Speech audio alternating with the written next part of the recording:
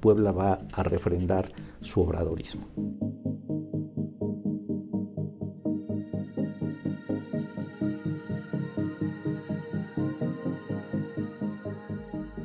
Puebla como estado tiene un antecedente de apoyo a Andrés Manuel López Obrador, al presidente, muy importante. Desde el 2006 Puebla ha sido un estado obradorista, ¿no? Ahí están todos los resultados, y hoy en día Puebla sigue siendo uno de los 10 estados en donde el presidente de la República tiene mayor respaldo, pero hay una sensación de que todavía no aterriza de manera plena la cuarta transformación, que la gente pues la observa en los proyectos federales, en los programas, en las políticas social, pero no la ve materializada en el día a día todavía de manera plena a nivel del estado y mucho menos a nivel de la gran mayoría de los municipios.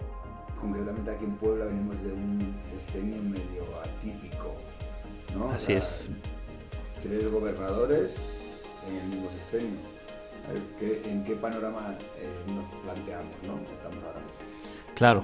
Bueno, efectivamente, Puebla, no solo este último sexenio, sino ya anteriormente, desde la muerte de la gobernadora en funciones, Marta Erika Alonso, ha vivido pues toda una etapa de cierta inestabilidad política, ¿no? Y es la que de alguna manera genera ese proceso extraordinario en donde en el 2019 se repite la elección, se hace una elección extraordinaria y bueno, todavía en el marco del gran tsunami provocado por Andrés Manuel López Obrador un año antes, se logra el triunfo de la gobernatura aquí en Puebla, ¿no?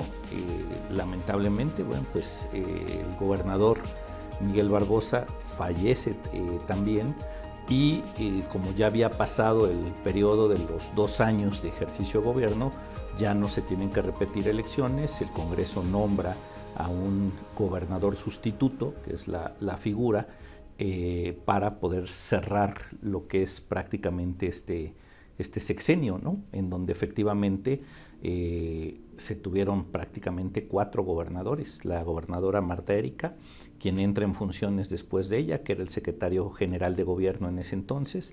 Posteriormente hay un gobernador interino, que es el licenciado Pacheco Pulido.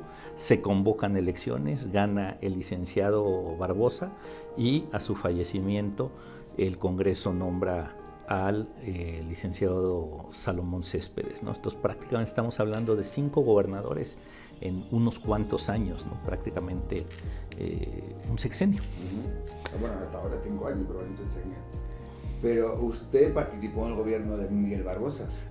Así es, nosotros como muchos otros grupos que venimos participando en todo lo que es el proceso de la cuarta transformación, en particular nuestro grupo político de lo que es la vertiente de la izquierda histórica aquí en Puebla, pues lo apoyamos justamente tanto en el 2018 como posteriormente en el 2019, cuando ya se logra el triunfo, y a partir de ahí pues tuvimos la oportunidad de participar en una primera etapa, yo diría los primeros 2 años del gobierno de Miguel Barbosa, siempre con la intención pues de que se lograra aterrizar aquí en nuestro estado pues ese anhelo de cambio de régimen, de transformación, de atención a esas necesidades pues acumuladas durante muchísimo tiempo, y sobre todo pues a esa gran pobreza y marginación que se fue asentando en nuestro estado, ¿no?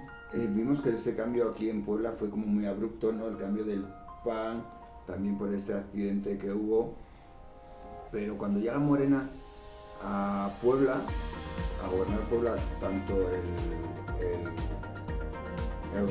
gobierno del estado como la alcaldía, desde fuera, no sé si desde acá del estado, se sentía que había 2 morenas. Sí, fue un proceso muy complicado, no hubo una muy buena relación entre lo que era el gobernador del estado y en el caso específico de la presidenta municipal, que también estaba gobernando la capital en los primeros 3 años. Creo que eso pues evidentemente no permitió que se consolidara verdaderamente todo un proceso de aterrizaje de la Cuarta Transformación, ni a nivel estatal ni a nivel municipal, ¿no?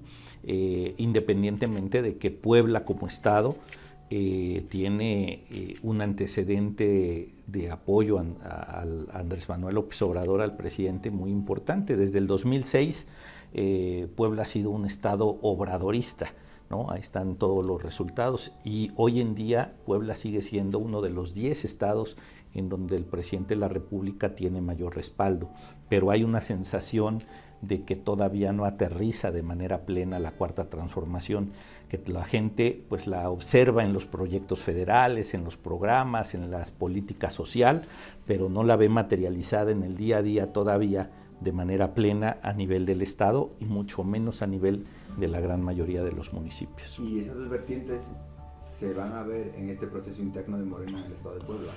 Bueno, yo lo que creo es que hoy en día, en particular en el estado de Puebla, la Cuarta Transformación todavía es ya un abanico mucho más amplio de actores políticos, sociales y hasta económicos que están incidiendo en pues cuál es el tipo de Cuarta Transformación que quieren cada uno impulsar. En ese sentido, pues hay una evidente migración, yo diría casi masiva, de muchos actores políticos de otros partidos, sobre todo del PRI y del PAN, que han estado desde hace ya algún tiempo, pero sobre todo en estos últimos años, migrando hacia Morena y hacia la Cuarta Transformación. Y hoy en día, que ya se acerca pues la etapa en donde se va a volver a poner a consideración de los ciudadanos, de las poblanas y de los poblanos a nivel local, la continuidad de este proyecto, pues están sobre la mesa toda una gama muy amplia de visiones de la Cuarta Transformación. Yo lo que diría es, podemos ubicarlas en los compañeras y compañeros expriistas que hoy están ya totalmente con el chaleco, la camiseta puesta de Morena.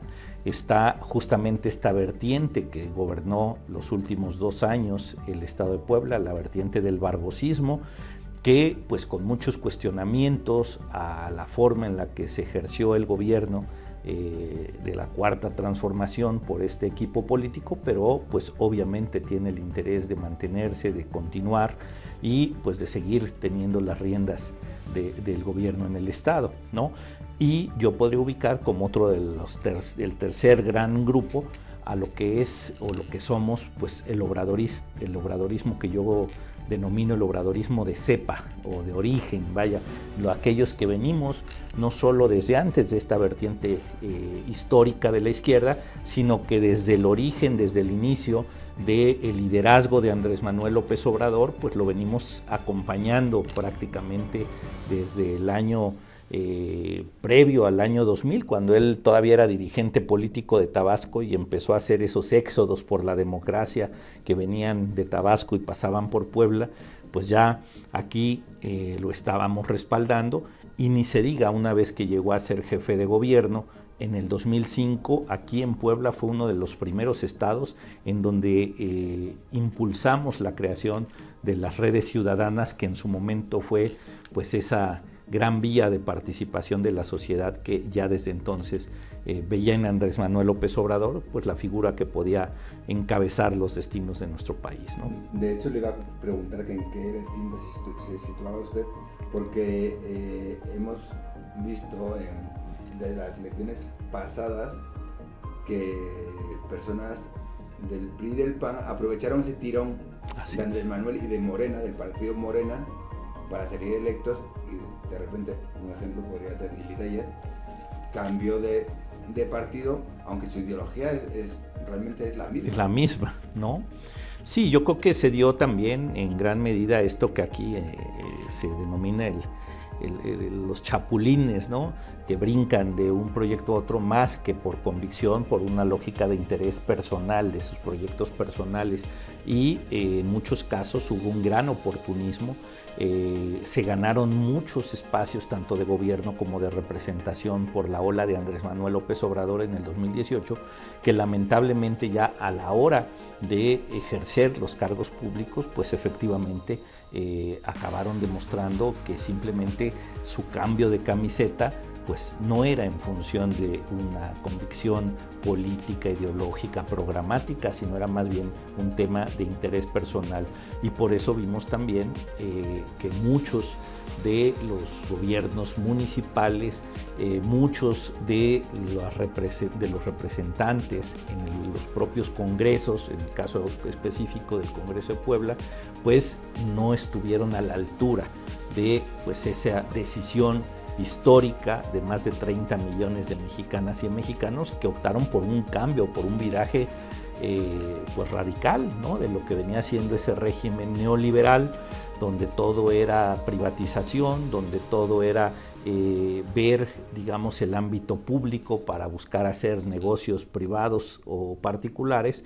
Pues hubo muchos que no entendieron que la ciudadanía lo que estaba esperando a la hora de elegir este cambio, pues era una transformación y una regeneración de la vida pública del país. Yo creo que es parte de todo un proceso que hemos venido viviendo. Yo lo que creo es que ahora la ciudadanía, en el caso de Puebla, quiere ver ya de manera mucho más nítida, mucho más clara, que aterrice esa política que se ve todos los días desde las propias mañaneras a nivel nacional, que se aplique ya a nivel del Estado de Puebla, que verdaderamente hay un cambio de régimen.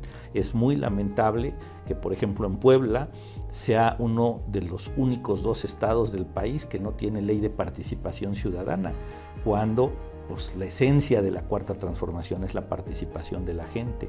En Puebla no tenemos una ley de revocación de mandato para que ya sea que los representantes populares o los gobernantes, ya sea municipales o estatal, si no cumplen las expectativas, si no cumplen los compromisos que hicieron con la gente tenga los mecanismos para obviamente poderlos quitar, como dicen, el pueblo pone y el pueblo quita, ¿no? Aquí todavía no tenemos esa herramienta. En Puebla no tenemos una ley de austeridad en el ejercicio público, ¿no?, como lo hemos estado viendo a nivel nacional, o todavía se está discutiendo y hay muchas resistencias para poder lograr incorporar todos los derechos plenos de las mujeres en nuestro marco jurídico, cuando incluso ya hasta la Suprema Corte de Justicia de la Nación ya falló, ya dictaminó, pues aquí hay resistencias para que eso se aplique. Entonces hay todavía una gama de pendientes muy importantes en Puebla que se deben de atender, que son compromisos explícitos de la Cuarta Transformación, ¿no?, y que aún las poblanas y los poblanos no los ven materializados. Por eso a veces hay el cuestionamiento de qué tipo de gobierno realmente tenemos, si realmente es 4T o no lo es, porque por ejemplo en el caso específico de la capital y la zona conurbada, pues está el tema que el día de ayer, antier, acaba de cumplir prácticamente una década que se implementó, o más bien se implantó la privatización del servicio público del agua en Puebla, ¿no?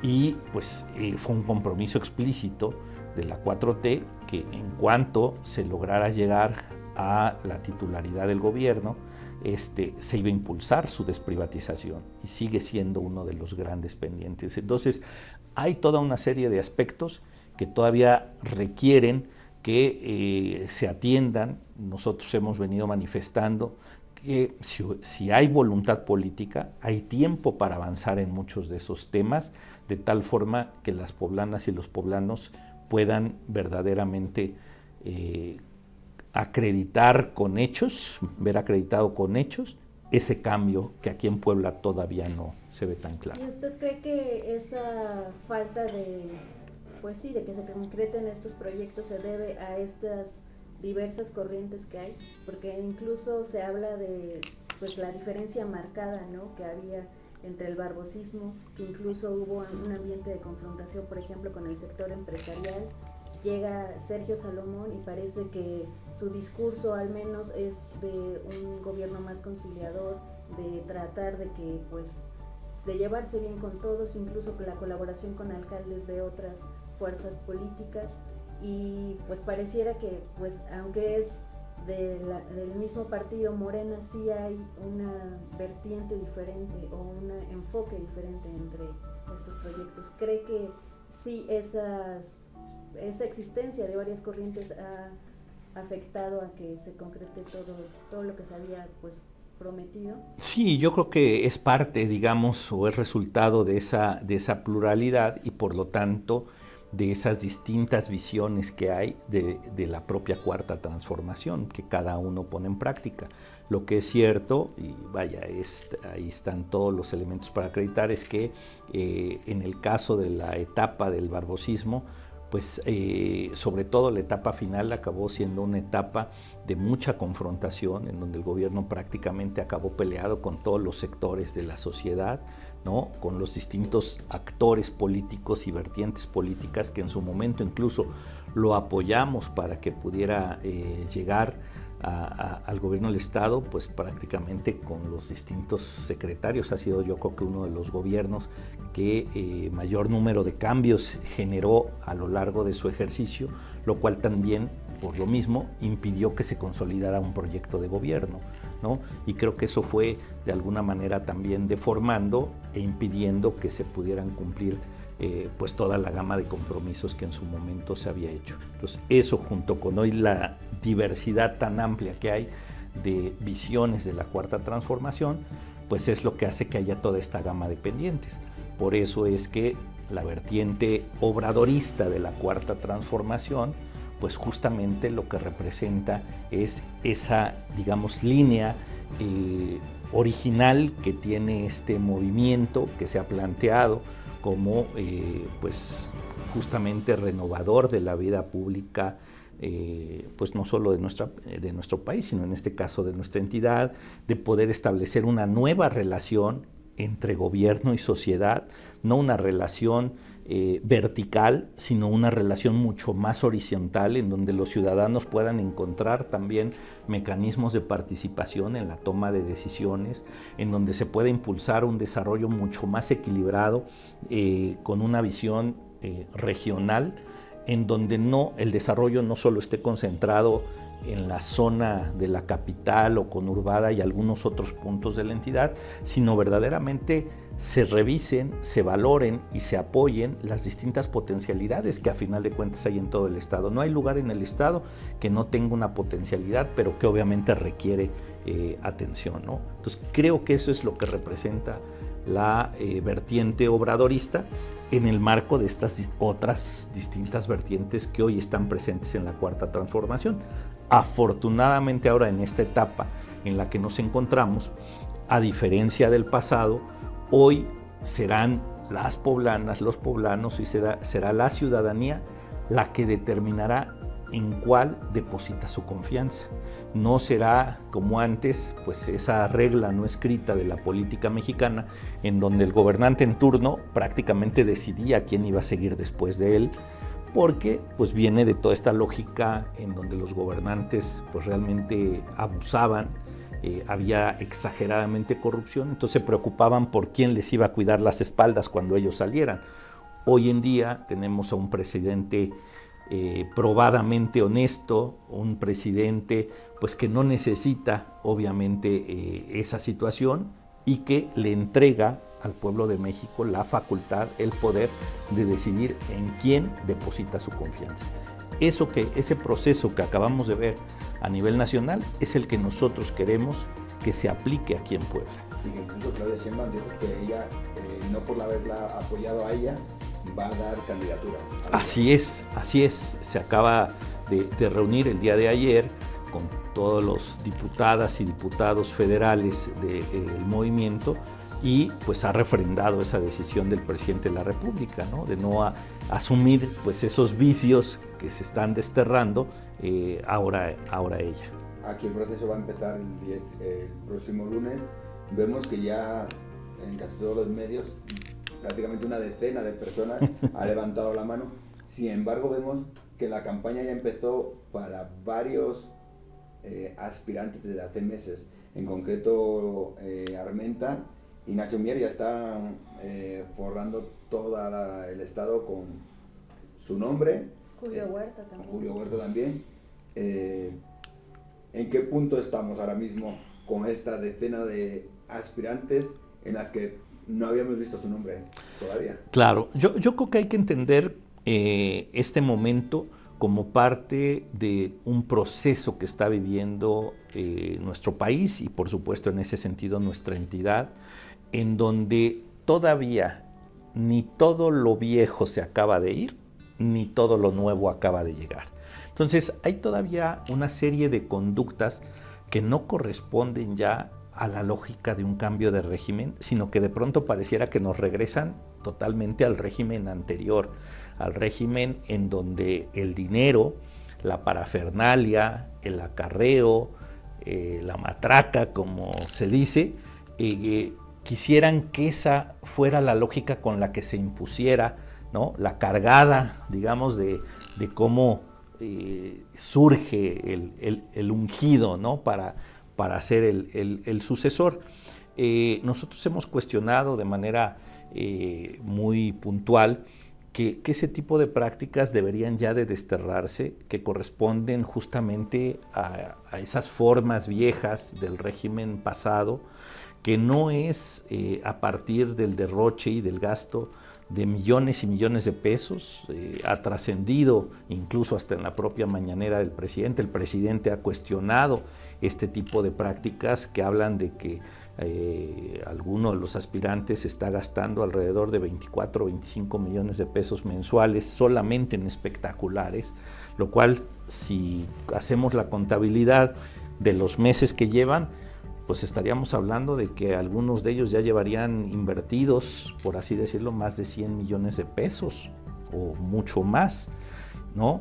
En aspectos que no dicen absolutamente nada a los ciudadanos. Le ponen una foto y le ponen un nombre, no le ponen un solo compromiso de mejora hacia la sociedad, ¿no? Pareciera que con eso quisieran simple y sencillamente estar penetrando en el subconsciente para que cuando venga el momento la ciudadanía opte. Nosotros creemos que eso no va con la izquierda, que eso no es las formas mediante las cuales se tiene que convencer a los ciudadanos, que la ruta más que la del dinero, ¿no? Porque a final de cuentas todo eso alguien lo paga y seguramente con esos grupos que pagan esos espectaculares es con los que sí se están haciendo ahorita los compromisos, no con los ciudadanos que nada más le ponen un nombre y una foto. Entonces, en esa lógica nosotros consideramos que para ser congruentes con este proyecto, lo que se tiene que hacer es compromisos con los ciudadanos, sobre todo de los temas que más le interesan, que más le duelen a las poblanas y a los poblanos, pero además también en una lógica, insisto, de una relación horizontal en donde también se vaya a escuchar.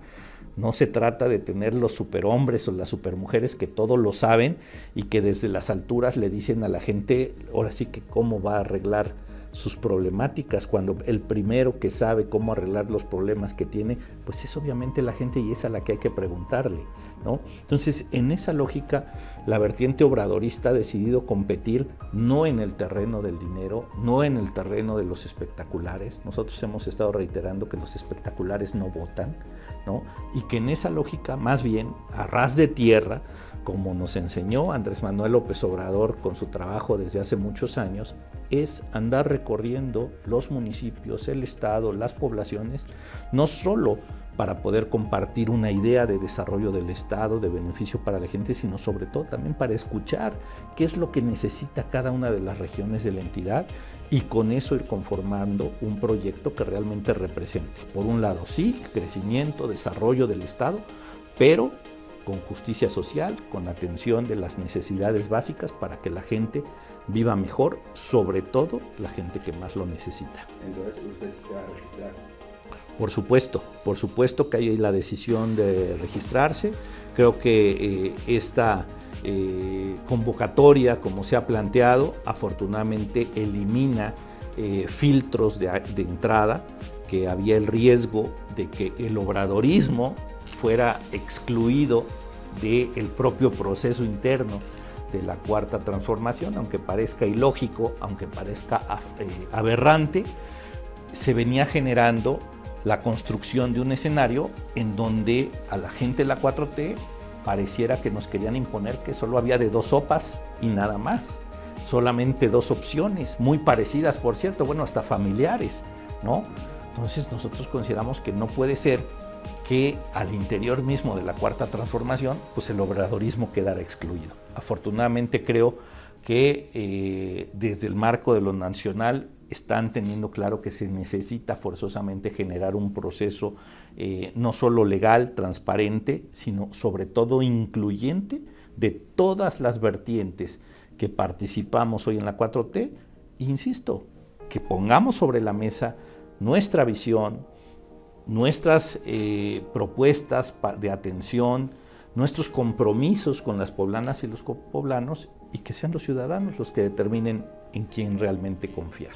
También este tema de que hablaban de que si tocaba a mujer o tocaba a hombre, ¿también a ese se refiere? Sí, ese es un tema que originalmente habían dicho que se iba a definir previo a la emisión de la convocatoria. Ahora, con los ajustes que se han hecho, será parte del mismo proceso ya con la convocatoria emitida. Vamos a ver el lunes, ya de manera puntual, clara, en qué términos se publica, cómo queda establecido esa parte que es importantísima también para determinar si en Puebla el género va a ser femenino o va a ser masculino.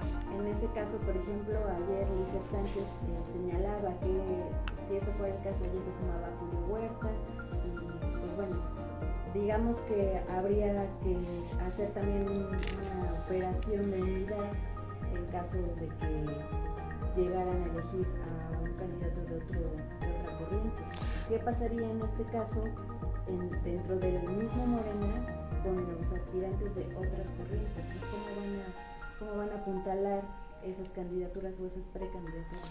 Pues yo creo que la dirección nacional, tanto como la dirección estatal, tienen una responsabilidad gigantesca, porque desde mi punto de vista la unidad solo se puede garantizar en la medida que el proceso sea totalmente pulcro, sea legal, sea transparente y sea incluyente, de tal forma que todos los que participemos, ¿no?, podamos en ese sentido tener la certeza de que el resultado fue el que dictaminó la ciudadanía y que no quede en ese sentido lugar a dudas para que se genere justamente ese proceso de suma.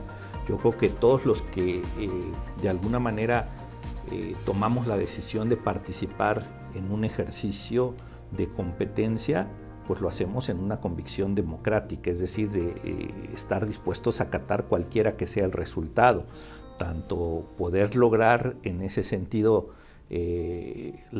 pues la victoria, el triunfo, el objetivo, como en caso de no serlo, bueno, pues digamos, saber que esa fue la determinación de los ciudadanos, que no hubo nada, ningún factor que incidiera de manera indebida en esa decisión.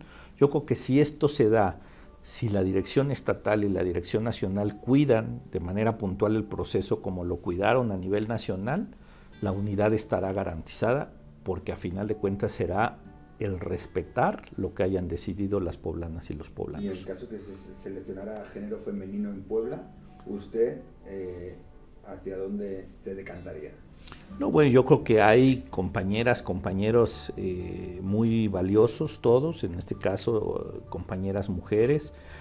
Habrá que recordar que incluso hace algunos meses surgió como también una alternativa más en caso de que el género fuera femenino, la secretaria de Medio Ambiente Federal, María Luisa Albores, en su momento por la propia responsabilidad que tiene, pues ella dijo, en este momento yo estoy concentrada en mi tema, pero pues prácticamente, digamos, su responsabilidad ya está muy próxima a terminar, porque pues la enfocó sobre todo en el asunto del Tren Maya. Entonces, yo creo que no habría que descartar a nadie, ¿no? Yo creo que en ese sentido, pues una figura como ella, tan cercana al presidente de la República, que ha sido pues una mujer totalmente congruente, con toda una trayectoria de muchos años participando en el movimiento, no habría que descartarla totalmente, ¿no? Y usted hablaba del marco jurídico, ¿no?, de cosas que hay que todavía implantar, como la revocación del mandato, pero los poblanos tienen también problemas a nivel de calle. Tenemos Todavía seguimos viviendo la inseguridad, tenemos el tema de cumbres de maltrata que se está dando y hay un conflicto ahí con el gobierno de Veracruz. Recientemente se ha destapado los asaltos en la México-Puebla, algo que personalmente esta mañana vi, las piedras en la autopista y 1 kilómetro más allá en la Guardia Nacional y nadie hace nada. Tenemos los feminicidios, que hubo muchos casos en este sexenio, el tema de los Uber, ¿no? De las aplicaciones, ya hace como 5 o 6 años, sí. ¿No? O sea, parece que de repente se nos olvida, pero ahí están esos casos. O tenemos la violencia que vivimos recientemente la semana pasada, ¿no? Una locura. O sea, la inseguridad y la violencia, ¿qué solución hay para Puebla? Bueno, yo creo que sin lugar a dudas esos son dos de los temas principales de preocupación diaria de, pues, si no de todas, de la gran mayoría de poblanas y poblanos. Lamentablemente Puebla en prácticamente los últimos sexenios pasó de ser pues un estado relativamente tranquilo a de pronto pues un estado que ya se vio inmerso con la presencia de grupos de crimen organizado, en donde de pronto, fundamentalmente en el sexenio de Rafael Moreno Valle, pues Puebla ocupó el primer lugar en temas de huachicol a nivel nacional, y cuando empezaron a cerrarle la llave a ese tema, pues obviamente se diversificó justamente esa situación. Yo creo que ese es uno de los principales aspectos que el siguiente gobierno tendrá que atender. Hay zonas todavía con una conflictividad muy alta. La Mixteca poblana misma pues está permanentemente sujeta a toda esta lógica, digamos, por la propia colindancia con Guerrero, con Morelos, pues de estos grupos, digamos que pues del crimen organizado que se dedican al tráfico de droga, de estupefacientes muy grave. Toda esta zona también del Triángulo Rojo, ¿no? Que es prácticamente la zona central, que originalmente, digamos, tuvo un auge en esos tiempos, digamos, del huachicol, ¿no? Pero que después se fueron diversificando, y ahora pues todos estos corredores que son Puebla pues es un estado con una ubicación estratégica para lo que es el tránsito de mercancías, de productos. Pues efectivamente las carreteras, sobre todo toda esta zona de la carretera México, Puebla-Orizaba, pues se ha convertido en un foco rojo permanente. Entonces, creo que sin lugar a dudas el tema de la seguridad implicará un replanteamiento, una revisión para poder generar pues todo un esquema de mucho mayor coordinación entre las distintas corporaciones, de tal forma pues que haya verdaderamente una mejora de la condición de los ciudadanos, ¿no? Y también en este sexenio tenemos problemas educativos en la UPAE y también lo hemos tenido en la UTLA. Hemos tenido muchos conflictos educativos a nivel universitario. Sí, pues bueno, Puebla prácticamente después de la capital del país, la propia capital de nuestro estado, pero bueno, en ese contexto del estado, pues es uno de los estados con el mayor número de instituciones educativas del país, ¿no?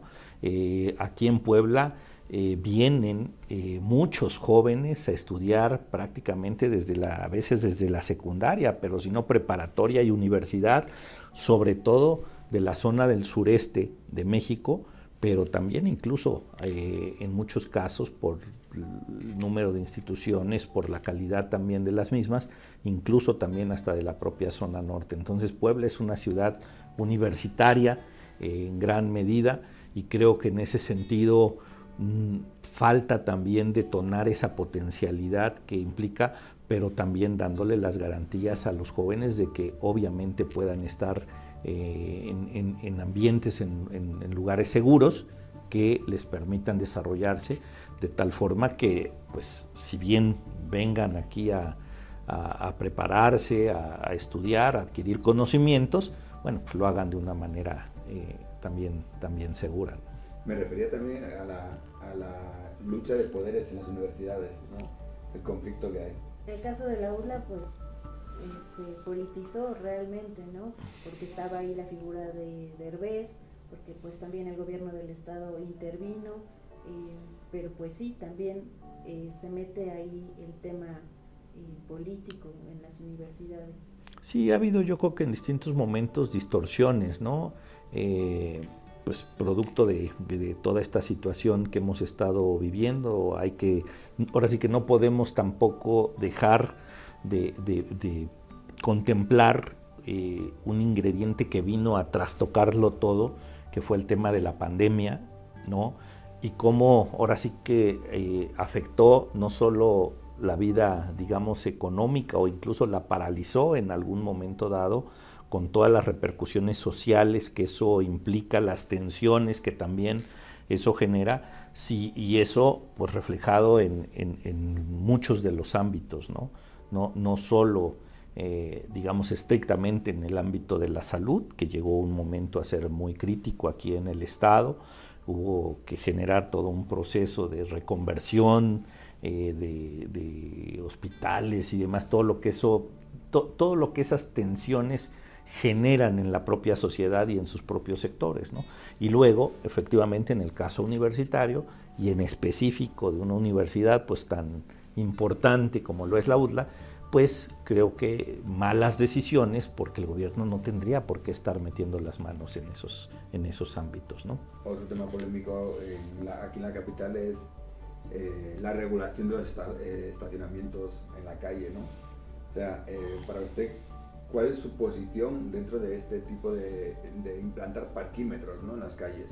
No, bueno, nosotros evidentemente estamos en contra de cualquier medida que tenga un fin más que nada recaudatorio y no realmente de beneficio de la propia sociedad. Yo creo que el gobierno tiene que estar siempre del lado de los ciudadanos, entender justamente esto, que venimos saliendo de una etapa en donde pues ahora sí que de manera muy complicada la gente fue saliendo adelante o por lo menos manteniéndose, y el estarle generando cargas y cargas y cargas, pues eso obviamente genera pues un malestar, una afectación. Ahora, si esa era su intención, ¿por qué no lo dicen cuando están en campaña? ¿Por qué pareciera como sorpresas que se sacan ya que ocuparon los cargos públicos? Ojalá y esta visión recaudatoria que pues lo que busca simplemente es estar tratando de imponer el mayor número de carga a los ciudadanos, pues ojalá y la dijeran desde un principio, para que entonces la ciudadanía, en conocimiento pleno, pues decidiera si optaba por esa opción. Pero eso no lo dicen, siempre se lo guardan para sacarlo ya después. Ahí mismo, en esas mismas condiciones, está el cobro del derecho al alumbrado público, que se impuso también recientemente aquí en la capital a partir del año pasado, y que también fue un tema que nunca lo mencionaron, ¿no? Y en todo este contexto vemos que la oposición a Morena se está radicalizando.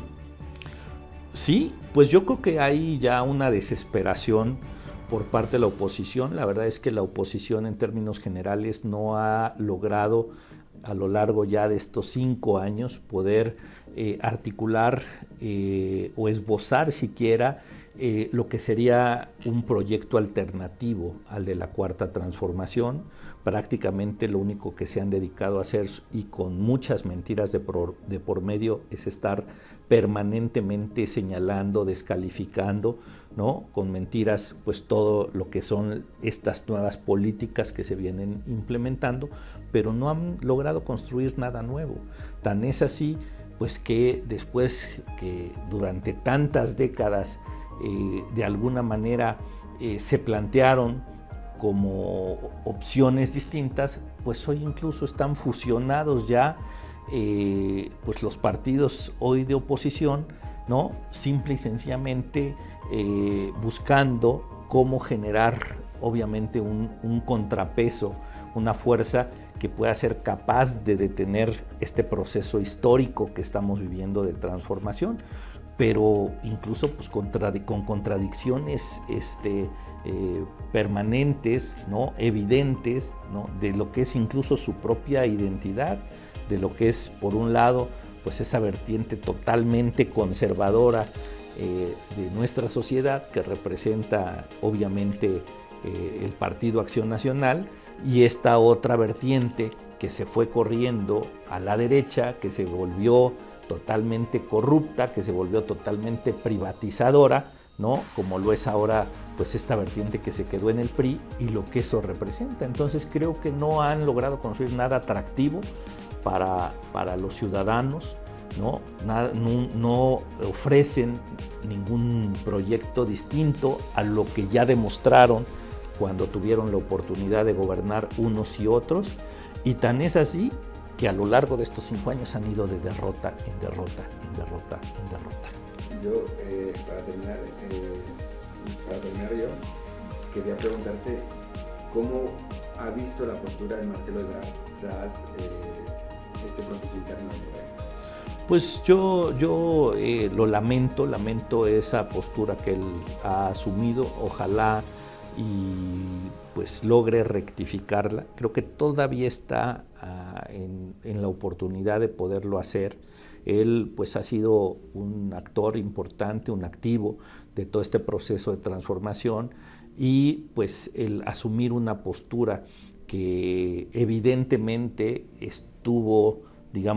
vino construyendo una ruta de descalificación y de ruptura cuando él mismo fue parte del proceso, cuando él mismo impuso muchas de las condiciones que el mismo proceso iba a tener, el hecho de que todos los aspirantes renunciaran a sus cargos para que no tuvieran, uso de recursos públicos o de los beneficios que el propio cargo público les pudieran brindar, el hecho de que el peso de la pregunta principal sobre quién realmente la gente quisiera que fuera el coordinador o la coordinadora nacional de defensa de la transformación tuviera el peso que él pidió que tuviera, toda una serie de cuestiones, pero además que su gente, su equipo acompañó todo el proceso como ya lo han estado acreditando, pues hace verdaderamente lamentable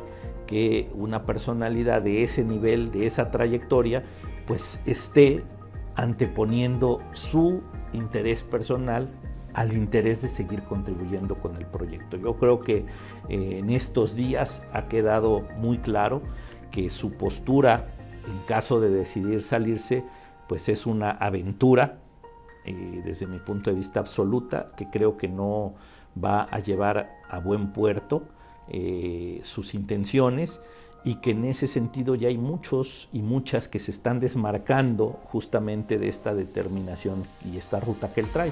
Ojalá y eso lo haga rectificar pronto y seguir apoyando la Cuarta Transformación.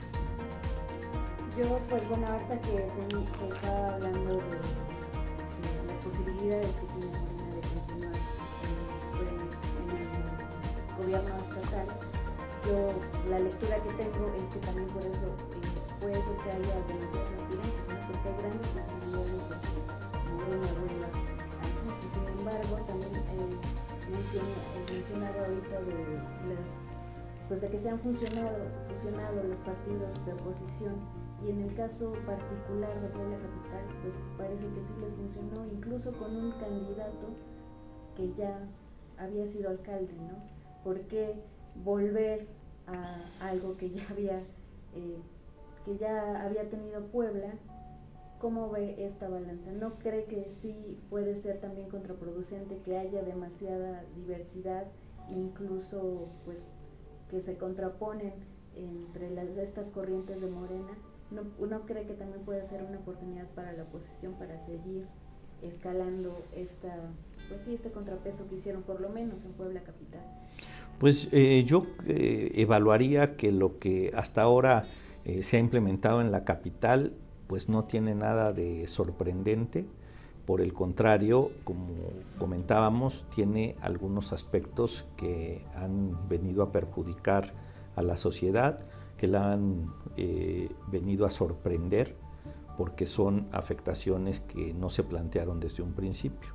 Yo veo que la oposición realmente no aspira a poder generar verdaderamente un proceso de mejora de las condiciones de la gente. Ellos llegan a administrar, se sienten administradores, ven la administración pública como si fuera la administración privada, ¿no? Más que servidores públicos, de pronto se sienten gerentes. Y entonces en esa lógica, pues los resultados que vemos pues son, creo yo, muy marginales.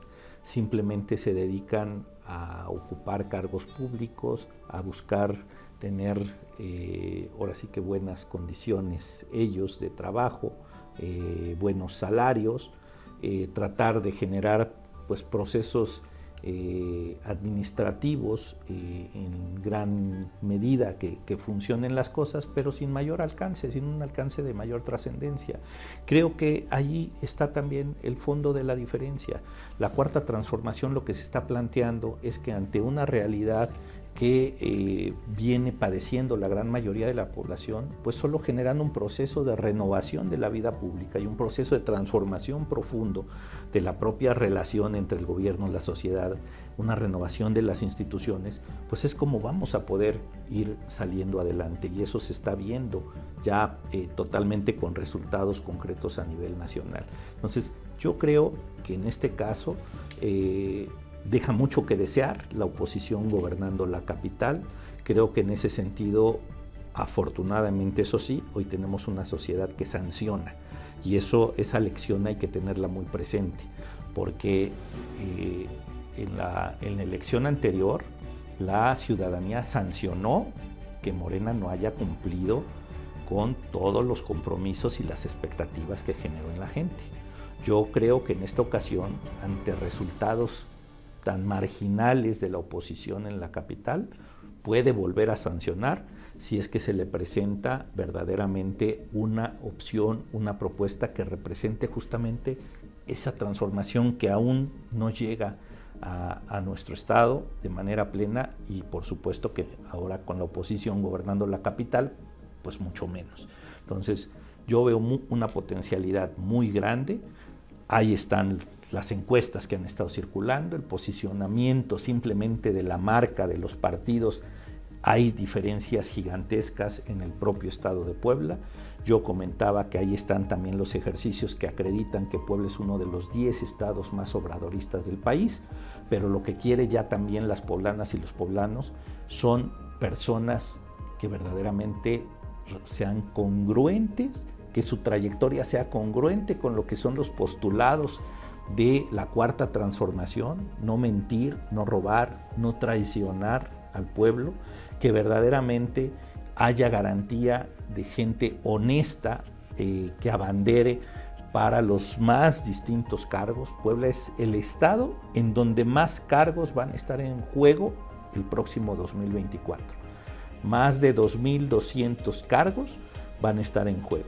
Entonces yo creo sí que con toda esa pluralidad que hoy está en Morena y en la cuarta transformación y todos sus partidos aliados, verdaderamente se genera un proceso en donde la ciudadanía equilibre y quede de alguna forma repartido en todas estas distintas visiones que participan en la cuarta transformación, los distintos cargos, de acuerdo a lo que la ciudadanía decida. Y sobre todo se pone, digamos, como principio, como cabeza, que verdaderamente se cumplan los compromisos de la cuarta transformación en el estado. Yo estoy seguro que Puebla va a refrendar su obradorismo. Y gerentes con privilegios que buscan terminar periodos para saltar a otra empresa. Así es, esa es su visión, ¿no? Una visión muy gerencial del servicio público que obviamente no aplica.